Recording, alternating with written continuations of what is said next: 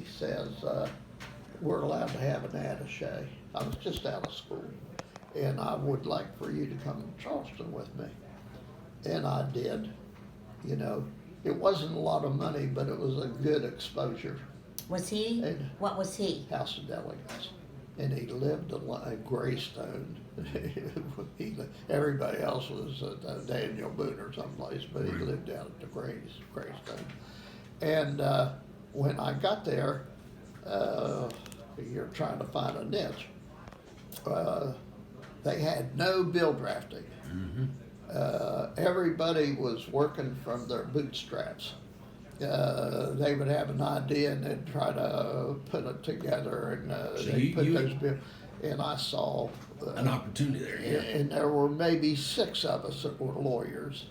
And I said, hey guys, we gotta have a better system, you know. Mm-hmm. And we started drafting bills for the legislators, House or Senate. And boy, they loved it. Yeah. They'd run up, and it kind of made you important. Yeah. You know, so we started bill drafting. And the next time he got elected, he said, do you want to go back? And I said, well, we started something pretty good. And I went back, and it was probably the second time I went down, where we were pretty sophisticated and we were now known. Right. And it was going to be important. And I said, sure.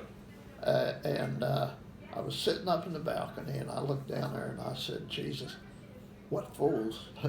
I mean, I sure as hell could do better than that.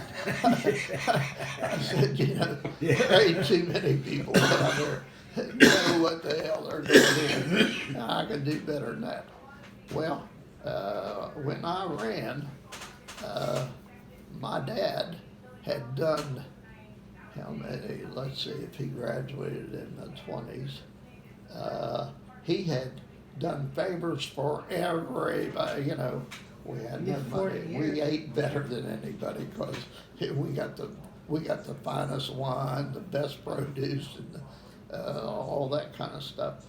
So they didn't pay him cash. Right.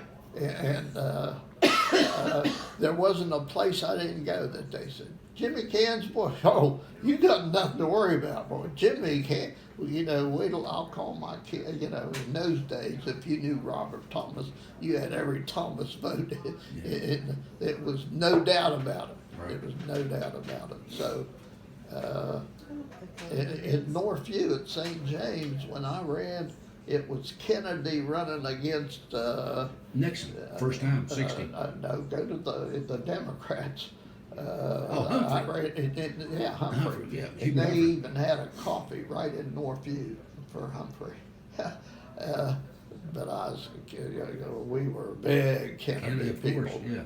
And at St. James, there were 520 registered Democrats, and I think I got close to 500 votes, Yeah. which was everybody, all the opponents were saying, look at those single barrel people, look at that. I said, hey, wait a minute, go to Bridgeport and Salem, and where you had to struggle for a vote, Yeah. you know, in those days. But there were, out of the precincts in Harrison County when I ran, of the 108, let's say there was 108, I think that was about right, 34 of them were our people. You're right, yeah. Huh? Yeah. Watch out. Yeah. I mean, in Shinston, 400 from Pleasant Hills, and you know, Yeah. in those days, Bridgeport and Salem and Wilsonburg, you my favorite story when I ran was I had and I used to know his name very well, but you know, Yeah. 89, I'll have 10 seconds to see if I remember. I had this guy, I hired, those days you hired 80, you had somebody at every precinct to watch, and I had this guy, and it was raining like hell, and whoever, I never drove, so it must have been Beesball or somebody like Beesball. We went around all the precincts, and it was raining like hell. This guy was sitting in his pickup truck, and I said, look at this. Now, I hired him to get the vote out, and he's sitting in the pickup truck. I went over there, whatever his name was, I said, hey, it's election day. you know, we got to get the votes. He said, Carmen, let me tell you something about politics. Everybody in this precinct that would vote for you has voted. If you want me to go get more, I'll go get them, but I don't know that you'll get another vote. Yeah. So he knew not to recruit people that would vote for somebody else. That's right, yeah. Yeah, and I had one friend, Frank Maley, at a beer garden. He threw money on a table. Who's for? He picked my biggest opponent. I don't know who was running, but anyway, he threw that money down. And he said, "Who can I get to work for?" You know, Carmen's opponent. Didn't say Carmen's opponent, but one of the leaders in the Democrat. And they all looked at him and they said, hell, you'll not find anybody in here that'll work for him. And he said, good, you guys are all hard.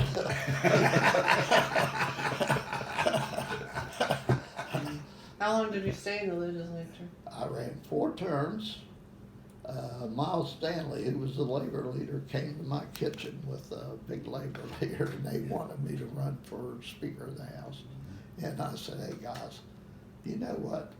I have learned a lot in my 8 years. I learned that I'm now spending 90% of my time for 10% of my money. I wasn't making much money. I'm going to turn it around. I've been offered by the Coal Association and the Beer Association if I'll come out. They want me to go to the, and I think I'd rather do that. I think I'd rather spend 10% of my time and get 90% of my money. Yeah. And I did that for 30-some years. Yeah. Beside a law practice and those, you know, I didn't get Father of the Year, but I got Legislator of the Year.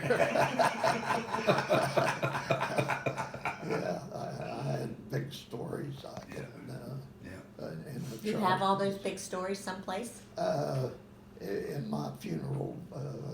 I hope you're writing that, your obituary up, because we don't know this stuff. But, I mean, you can live for 5 more years and just keep adding to the it, right? Charleston Gazette, and I did say that it's tattered and torn, but they have the picture of Ned Watson and myself, that big, and the story was Big Daddy and Mighty Mouse. And it was about how we controlled everything. Yeah. Yeah, there wasn't a damn thing I couldn't do in those days. And so far as what Katie's doing, I could have very easily have done it because I stuck with coal and beer because it was good enough. Well, they had the big back. They had the big money. See, I didn't have to put all the time. If I was now, there were guys that were gobbling up little pieces here and there. It started back in. I left in '68, so this lobbying stuff probably flourished in the '70s or '80s. Yeah. It wasn't until then. And I remember the guy that really started in our state was an educator. He was the big guy for the teachers and all that. And he developed it into a business. Became very successful. And out of him, there were 2, 3, or 4 others. Jackson and Kelly, of all people. You know, the money guys always will gravitate to money. Jackson and Kelly was the first outfit of the big boys that started in Southworth. I remember very well, if you remember, because you'll remember some of those lawyers. Right. They were very successful people. Lloyd Southworth.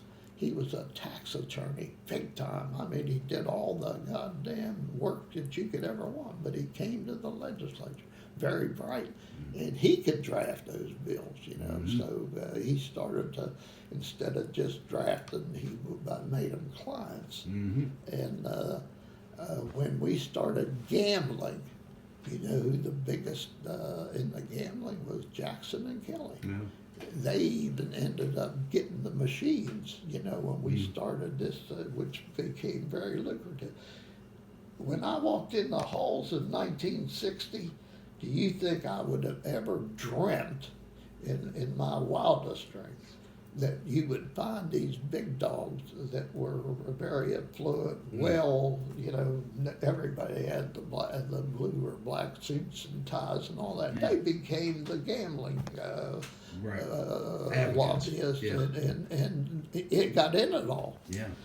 You would have never thought that. Yeah. See, when I quit, by the way, when I turned 60, I turned off everything. I gave up everything. I finally realized that it was not really a fair thing, because you had to go, you uprooted and you had to go while they were in session.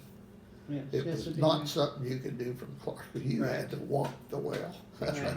Every day you had to go get your journal and Right. see if you spotted something. It's hard work. It's hard work.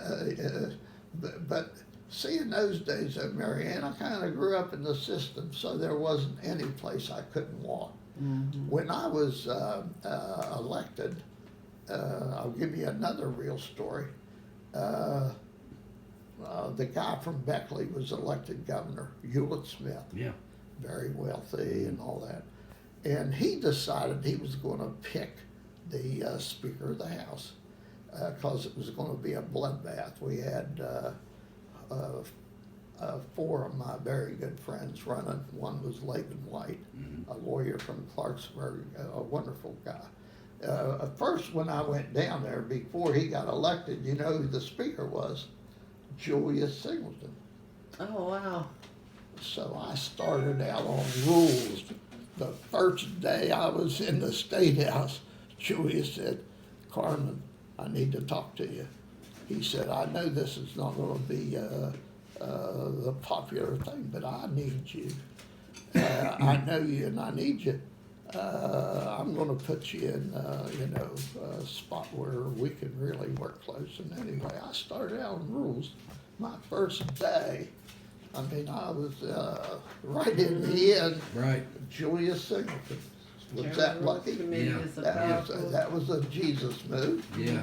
Yeah. So succeeding him, now the governor said he was going to pick it. So Laban said, "Well, you take a ride to Beckley with me." I did, in this mansion of a house. And he had the four guys that were going to run. And one of them was a guy from McDowell. It was a cook job, because this guy was a big banker, a wealthy, just in Hewlett's wheelhouse, kind of thing. So after the whole day was over, Laban came out and he said, "Well, I didn't make it. He's going to pick Harry, Harry or whatever, the big banker from down there, not in Beckley, but in that south. And Ivor Brasky, Ned Watson, Laban, and this guy that they were picking Harry. And so we were riding home, and he said, "Well, that's a shame." And I said, "Why are you saying it's a shame? There hasn't been an election yet, Laban." And he said, "Well, the governor has all." I said, "Let's don't look at it that way. Let's try something. What do you have in mind?" I said, "Let's go home and become West Virginia University's Speaker of the House." I said, "I know Harry Ham and Wheeling. They were all the guy in Morgantown, big Democrats. They were the guy in Fairmont, the guy in Clarksburg." Yeah. I said, "All of these guys they control the press, and they're all our friends." I said, the only one from the north would have been Ned Watson. And he didn't have the energy to go, and he wanted to be chairman of the judiciary. Right. So Democrats controlled the press even back then? Oh, yeah. Morgantown was big. What was Evans? Who was Morgantown? Greer. No. No, this was before the paper, Greer. the guy that wrote the paper. Oh, okay. They were leaders. Right. Harry Ham, I remember Dominion distinctly in Wheeling. But anyway, I said, why don't we contact them? Why don't we just make a pitch and say, our pitch is the South controls everything, guys. We're not keeping our eyes open. Here we are in this end of the state. We have a candidate, but he'll need support. And from that, they start writing about Laban. We need, Laban. And the university was, they were glad to get a friend. Yep. And that was the days they were making Marshall University. But by God, he was a better guy. When the showdown came, Right. he got the votes because, like it should be, he was a better guy, Yeah. well qualified, loved to take the gavel. Yeah. That was his thing. He could just sit up there and rattle, and he was a storyteller and all that. I mean, it just fit. Laban gets elected. That was been in when Hewlett got governor, so it probably was '64. And he took me and he said, Carmen, you can have anything you want.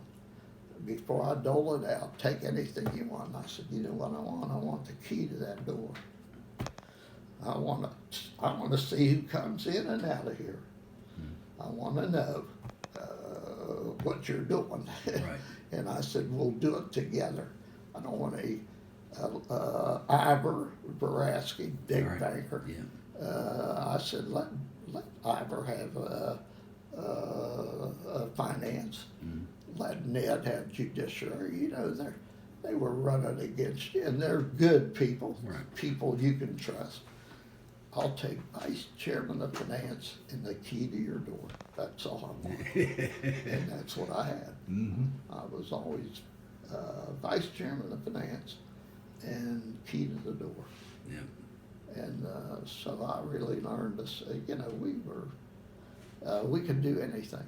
Yeah. Now, it's not like we did things wrong, but we were for coal. That's right. We were enough for coal and Yeah. beer that they wanted me to Right. come out of this arena and get over and, Tom White, he was head of coal and Consol, president of Consol. And he said, Carmen, one thing in this world we can't find is people's people, and I think you're people's people. We want you to take over our. Now I never did become a head of, again, I would rather work for him than be the guy that had to be there.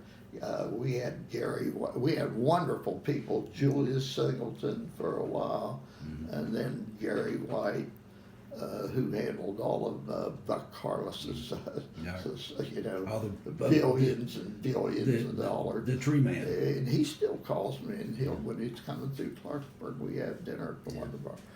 But what a ride we had. I mean, I had every coal company for a client. Yeah. Too bad I didn't have oil and gas. Yeah. Because when they drilled the hole, you had it forever. Yeah. That coal was a fleeting thing. Yeah. It made us big money for Yeah. a while, Yeah. but then it tapered off. Yeah. And by the time I got out of it, but at 60, I gave it all up. Yeah. Instead of trying to develop which we now have, I don't know how many we have, not as many as North Carolina, but Lobbyists. we Yeah. got lobbyists that they fight for these clients. The Joe Manchin's guy from Fairmont could be the biggest, and he's just on Joe's name. He gets those big clients. Yeah. big clients. It maybe only has 5 or 6. The Greenbrier, Justice, so was there a conflict? And he ran Justice's campaign. Yeah. But Though I feel like some of the former legislators that go into lobbying are almost pathetic. They wait until they're way too old, and they're going back and just trading on their name. They're not really Well, representing their I clients grew up very in well. it, see, I grew up in it. You know, when I went, I was there, I was just out of the university, so, when I came back to, it was been, 54, and I ran, No, I'm talking about in North Carolina. No, some what bars I'm are just saying really is, old men. Old I, men.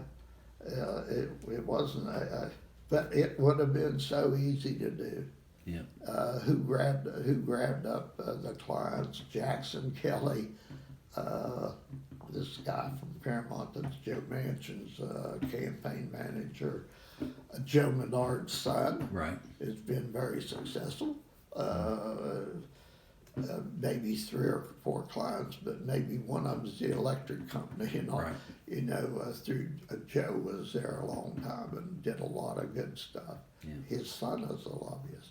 I remember after we were married, I came up to the Daniel Boone Hotel when you had that top floor up there. Yeah, they had the coal room. They That's- called it the coal room. The cold room, yeah. And I walked into that room and there was shrimp over here and roast beef over here. Every day. Every day. Every day. Yeah. And there was a bar with all the liquor and a bar with all the beer. When Pac-Man became Yeah. popular, we had a Pac-Man machine. And it became so popular, we had to get 2 Pac-Man. Are you a good Pac-Man player? In those days, I probably could play it, but there were experts. Yeah. But Anthony Yanero Yeah. was kind of our lead guy. He was the console guy. Mm-hmm. Console had Anthony, or Yanero. And his famous line always was, "Hey guys, come on and help yourself. You're not obligated unless you want to be." Right. That's wonderful. Huh? You're not obligated unless Did you want miss it when you stopped? No, because then I started Still paying attention to mom, which I hadn't done. And as Jesus does, I had 10 good years. We traveled and I saw a lot of things and we did a lot of things. And all my winters were down here instead of Charleston, which was the big thing. Mm-hmm. By that time, though, the truth of the matter was, we had been in the motel business and made a little cash Mm-hmm. and some equity. Mm-hmm. And so it was a little easier to say, Right. the hell It's with a it. young person's game, I don't though. I want it. mean, it takes a lot of energy. A lot of Well, time. you know what, you say it's young, it ain't young, it's people that are people's people. It's, you can be 90 or 9, and not everybody can do it Right. because you can't get in the door. Tell me about the banking. When we went away, because West Virginia was held back for a long time because of that banking. They had the control. That's right. They And had- so they had to control. So it was They- all about these little single, one bank at a time. And so all the big money had to go to Pittsburgh or Cleveland or someplace to borrow money and to really to put money. And that's why the Bennington Foundation ends up helping Pitt instead of West Virginia University. Because all that money was to put in the banks in Pittsburgh. Well,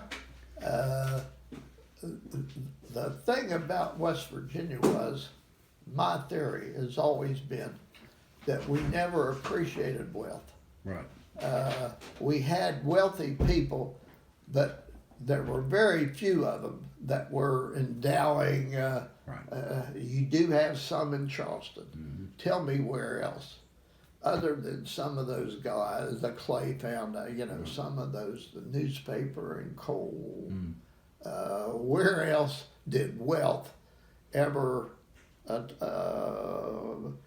People, I think our people never did get used to wealth. It wasn't like maybe in Columbus, Ohio, say, oh, they're all glad they're going to give and they're going to, there was not a whole lot of that No. until we got into the football fight with Rodriguez.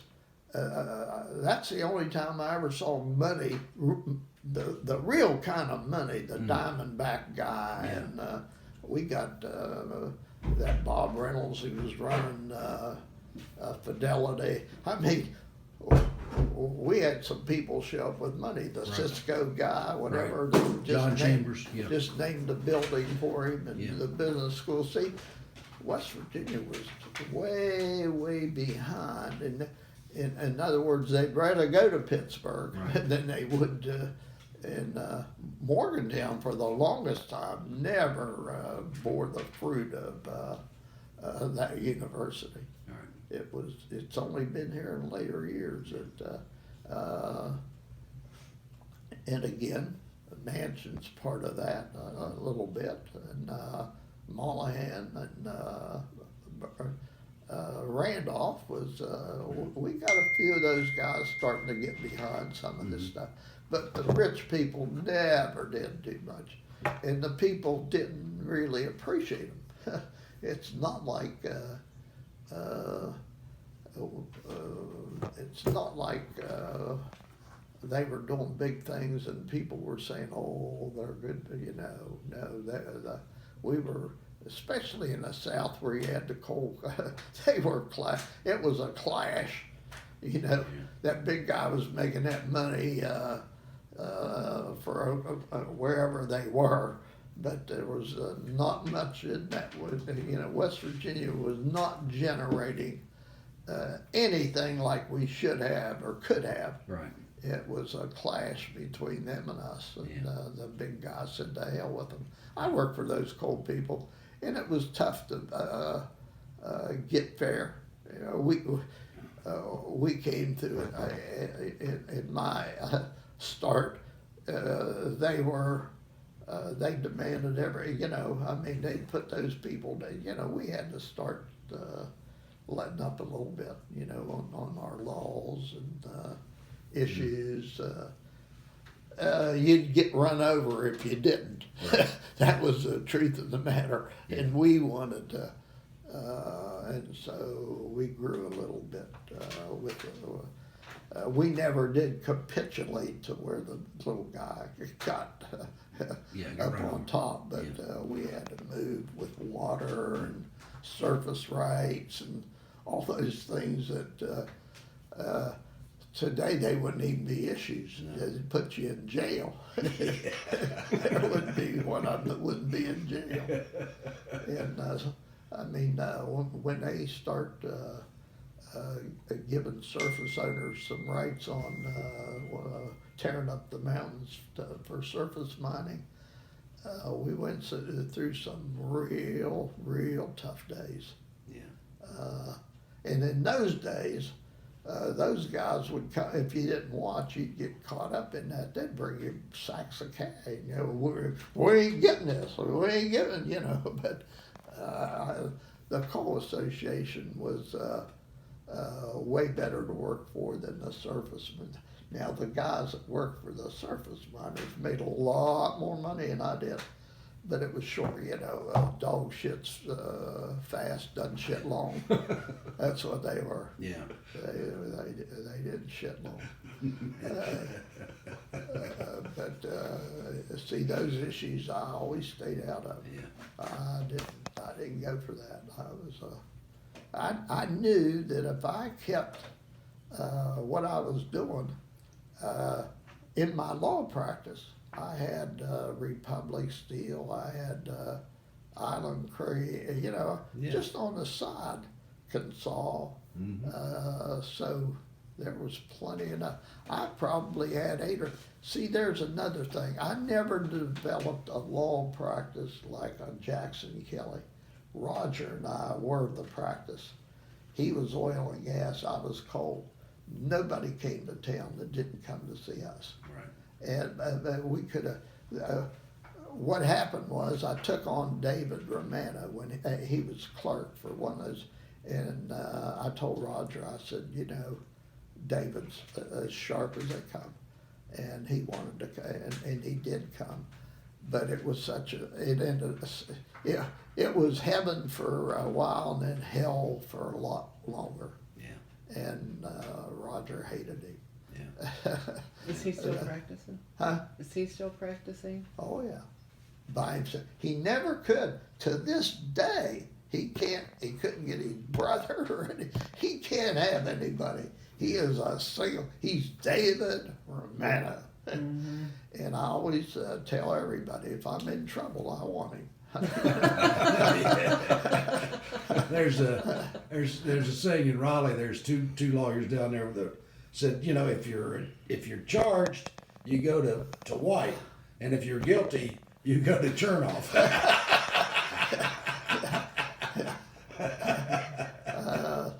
But David's made big money. Yeah. Not only was he a trial lawyer and very adept,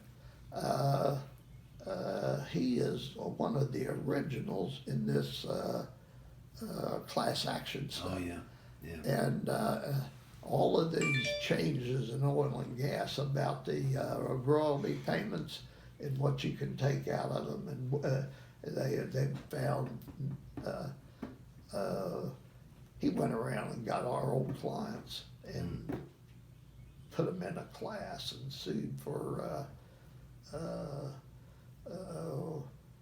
the biggest thing was historically they took out of your royalty money their transportation costs and all that. They were, you know, they would, and the court sided with the mineral owners, and David made millions of dollars. Millions of dollars. For example, John McCuskey, who is now a practicing lawyer in Charleston, was our original law partner's nephew. And the accountant in our town that controlled this big family's estate was Greg Morgan, and always dealt with us. Well, Greg died, you remember. And so he called John, this is over the last 3 or 4 years. I don't know how long Greg's been dead, but Greg died. So he, you know, he was a Greg Morgan guy, not young Morgan again, but right. Greg Morgan. He called John McCuskey, who was family of Lloyd Young, and he called him in Charleston and said, "Hey, I have an issue here. It looks very good on this oil and gas case." And the short, John McCuskey got the case instead of us, and the settlement was $32 million. Very little work because the precedent had already been done. And he took a third. Chances are. Right. John himself said, "Guys, I don't know how it happened, but it was the best day of my life. Best day of my life." Yeah. Right. But David, see, was one of the original guys that spotted that flaw. Mm-hmm. And he used to call me because David and I invested money together in oil and gas. Mm-hmm. That's when you got 100% write-off. Right. It was almost like a no-brainer. Right. We had Phil Reel as the lawyer for the oil and gas company, and he would parcel out they did the programs Right. and then parceled them out. Some were bad, Yeah. some were good. That's right. And he usually saw that we got A good shot. in Yeah. other words, I had cash on cash back on my investments easily. Yeah. Plus, until this downturn, I had oil and gas income, pretty good oil and gas income. How about if you go from 100,000 to 0? That's right. Yeah. I'm doing really well with our oil and gas. I get a check deposit every Well, month for I gave my 56 kids. cents. I gave my kids what probably half of what I had, and the better half. But we did when we had the opportunity, we did it. I did I'm surprised I'm the not best thing I ever did, RT, was we had a guy. There was Well, a yeah. college law professor and an accountant. They had a team.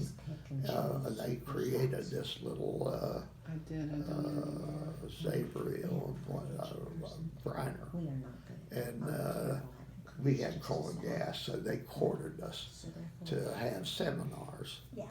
So I listened to those Give me a seminars. direct deposit And the every one thing I every picked up month. on, thank you Jesus, Oh, that was one the fact that you could do 71 these defined was benefit 50 plans. Mhm. Now I'm talking about cents. $1. when, $1.93. when things were loosey-goosey. And the only one that I had around that I had to worry about was Naomi, who was my age, so I always had to take care of Naomi. But I could do a defined benefit plan where, however, they figured it, I could be a lawyer and an entrepreneur, and one of them could go into a pension, Mhm. and it was, tax-free. So between the oil and gas, 100% write-off, the pension that was going in, Mhm. that's, I lived on my law money and all the rest of that built up to, that's what I live on today. Yeah. But it was when the government came down on it, it was every lawyer and doctor that knew what the hell they were doing got into it. Yeah. When I think 1985 was the watershed. They changed every damn law, Yeah. depreciation. They cut out that 100% on your oil and gas. Right.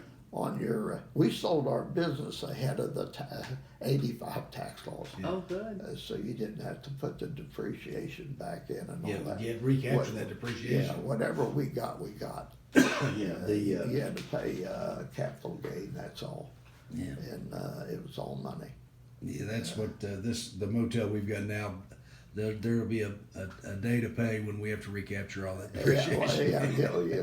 It'll still be okay. Yeah, that's I right. mean, Yeah, there's nothing yeah, wrong with it. It's right. probably fair. I don't know. Yeah. I didn't try to study fair. That's right. you want to know You what? want good, not You fair. want to know what the Good for you. ABC said, right? We knew enough to get out. Yeah. Yeah. Since I turned 60, which would be 1990, I've made very little money. Very little in comparison to what we did in our day. And that's by design too. It's like now I drink alcohol very little. It's by my choice. Right. And that was my choice then. Yeah. I was not a long range planner or I don't know what it would have been. It would have been smart to be smarter. I didn't have to just say that's it. Yeah. But that's sort of my way. Either I'm in or I'm out. Right. I'm a very little half in and half out. We had you'll remember, Mom and I had a very good 10 years. I mean, we were everywhere. We Did a traveled. lot of things. A lot of things I never thought I'd do, including cruise. Yeah.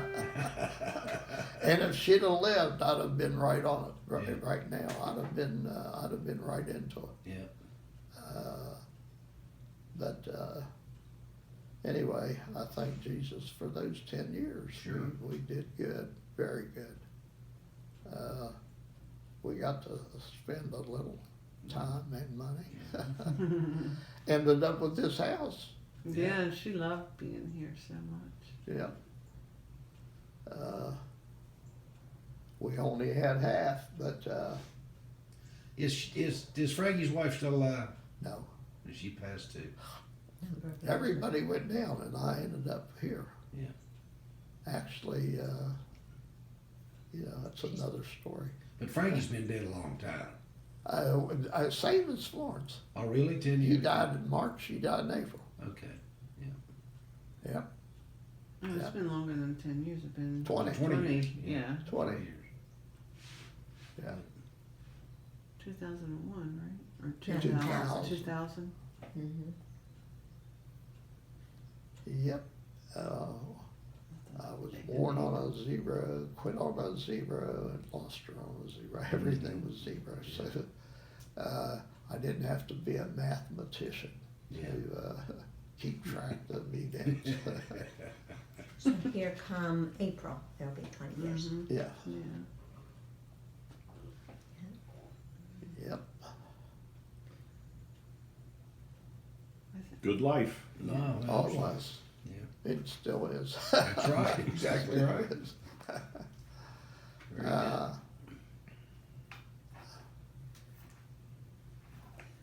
Speaking of life, going back to the question you asked me about what made me switch, I think that that my switch from Democrat to Republican had more to do with abortion and Jesse's strong stand on abortion, and I thought he was a man of principle. So when she went to work for him, I learned more about him and more about his issues, but I also paid more attention to the Republican Party and felt like I believed more of what they espoused. See, and I don't know the difference, like between Democrat and Republican, so See, that, I have a 2020 vision, which will never work. I think that Jesse Helms and the Bob Byrds and all them are like those 34 people in that Senate.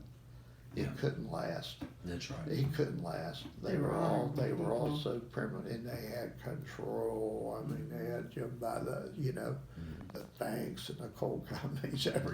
Yeah, there was no civil rights or any rights. That's right. They- If they didn't, you know, if you get by But that. they were principled and honored. Some of them. Yeah, Most but of what them.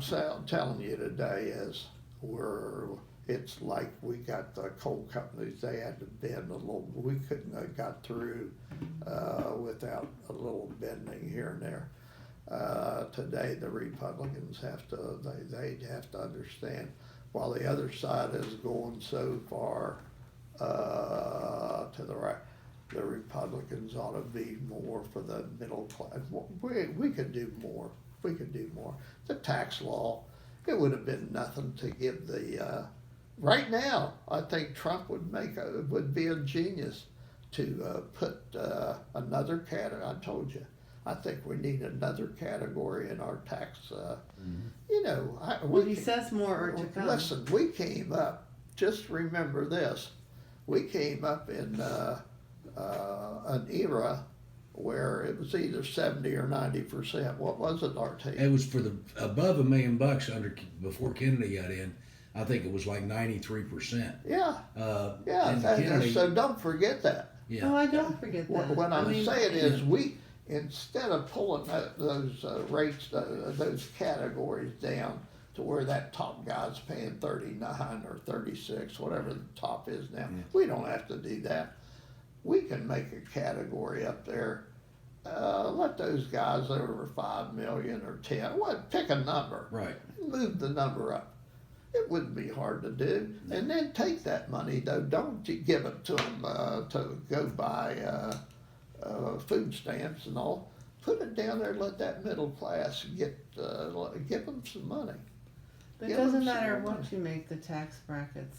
People with money Well, are going to but I find a would way give- around I- it. They're going to find a good lawyer like you to Yeah. avoid it. But I would take the working class. I'd move the working class up more.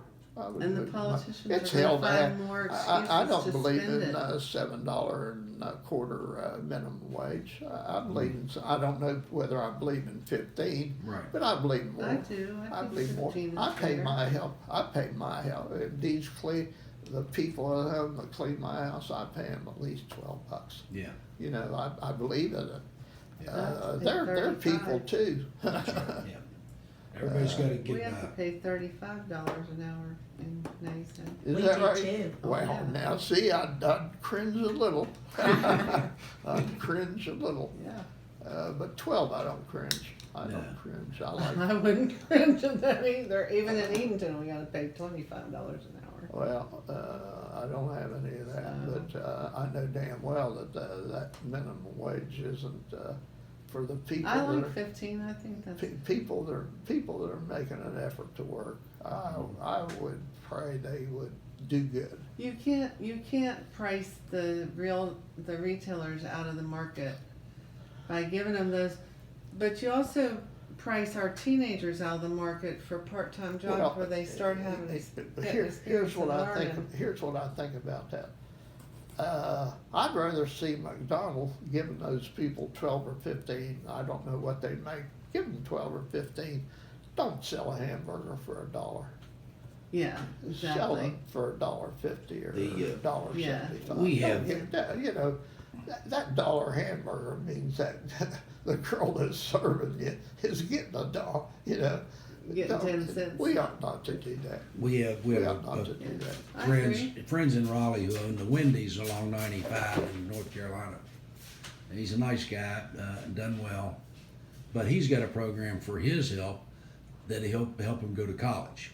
So he wants them. He tries to get them to move up and out. Now he's aging out. His son's running a business, but Doug's a good guy, and he's had many of his manager types go on to college, either through community college first, and then eventually, you know. And so Well, that is McDonald's has their own that's university. that's a program that works. Sam Bonasso made a fortune with Outback. Mm-hmm. Outback has I don't know that they have continued it, Yeah, but these guys like the Sam Bonassos, they made them equity partners. right. Yeah, Wow. the store you owned, you had equity. Yeah. But he There's- doesn't. But He then, doesn't do it. when he Works checked for him. out, he had a lot of money. Really? Well, he took it down to Florida. Now Sam was there long enough that you could move up instead of just getting equity in your own store. If they were starting some, you had an option: equity in another store and equity in another store. Right. So Sam did really well. Good. And he also had a Cabrera's, which was out back. Yeah. And but Sam always envisioned running like all the Bonassos. He had a bigger vision than Outback, Yeah. and he come very close to disaster there in Florida. I don't know the whole story, but he and Carmen are very close, and he put a lot of money with a guy who had a lot of money, and the guy with a lot of money had control of the money. Yeah. And Sam came close until he hit this idea that he's into now, farm to table. Right. Now he's a big dog. You know why? He has more experience, and he knows.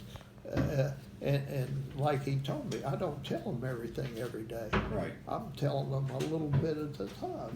Yeah. And so he's in this new venture. I hope he does well. I don't know how they're He doing. just opened a second one in Palm Beach at the Palm Beach Country Club. But from what I understand, it has good potential.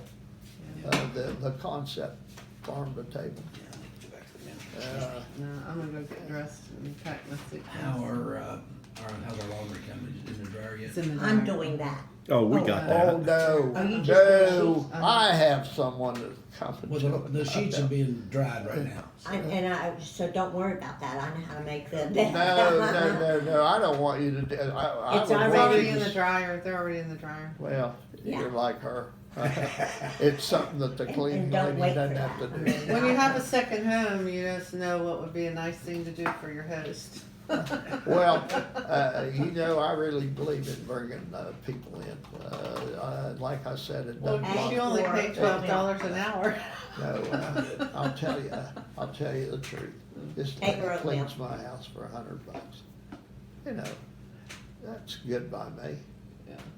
It doesn't take a lot of time, but I love to walk in here and it smell. and I Smell, oh yeah, I know, doesn't it and I- smell so good after they've been there with all those cleaning products? And I do it, like with I'm my, not having anything. I don't let my kids do it. They can do it if they want to, but I pay somebody after they're here, every time.